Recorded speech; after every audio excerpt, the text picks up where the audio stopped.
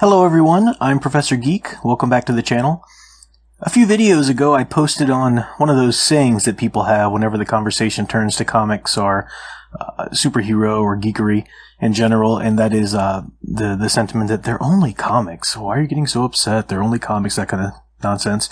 And in that video, I've got a link to it up in the top right hand corner. I spoke about how that's just a silly thing to say, and they mean obviously a great deal more than that.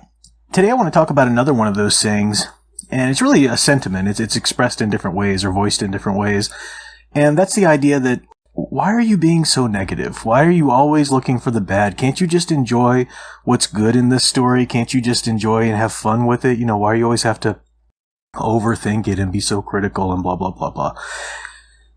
This is it's a straw man, if there ever was a straw man argument.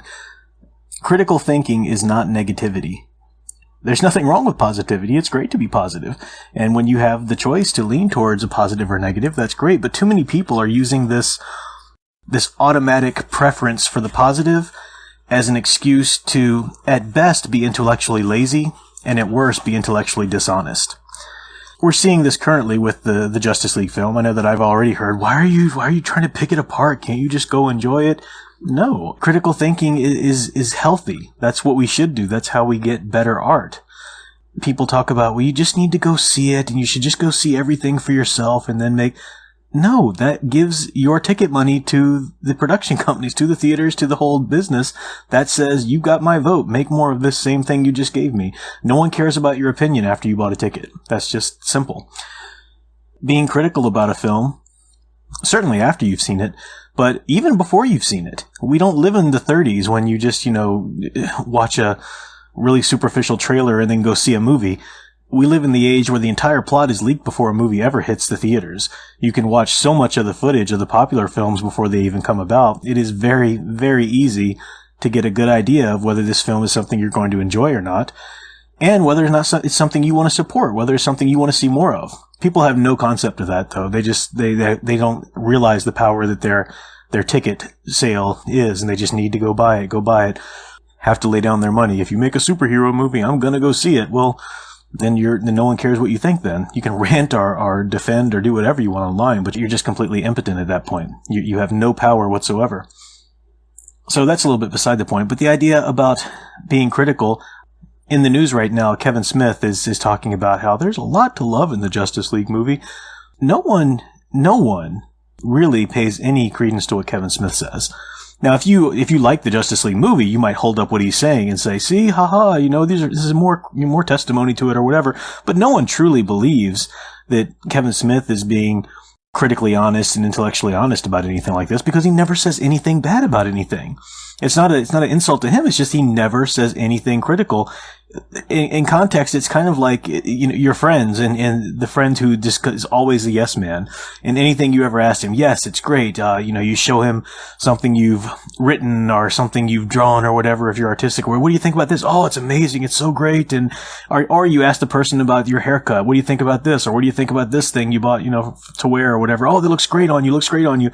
If you really want an honest answer to any of those questions, you don't go ask that person. You ask the person who has in the past told you, yeah, that kind of stinks. You need to revise this part over here, or you need to, maybe try a different look, or that's the person that you want to hear from, and not the person that always tells you negative things either. You want somebody who's told you this is the good and this is the positive.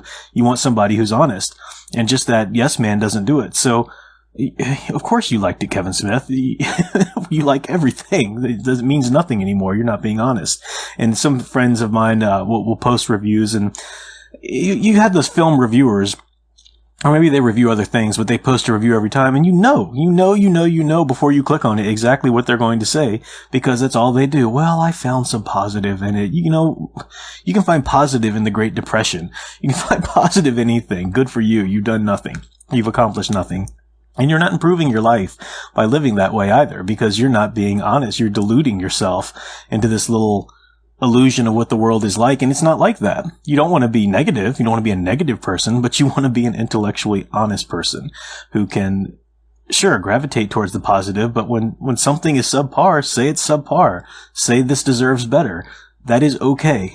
So it just always gets under my skin when I hear people say that, because especially as a as a professor, as a literary, scholar, as somebody who reads and interprets and analyzes, this is what you're supposed to do. This is critical thinking is a highly coveted skill in the job market and just in general. And people are just acting like, well, I just choose not to.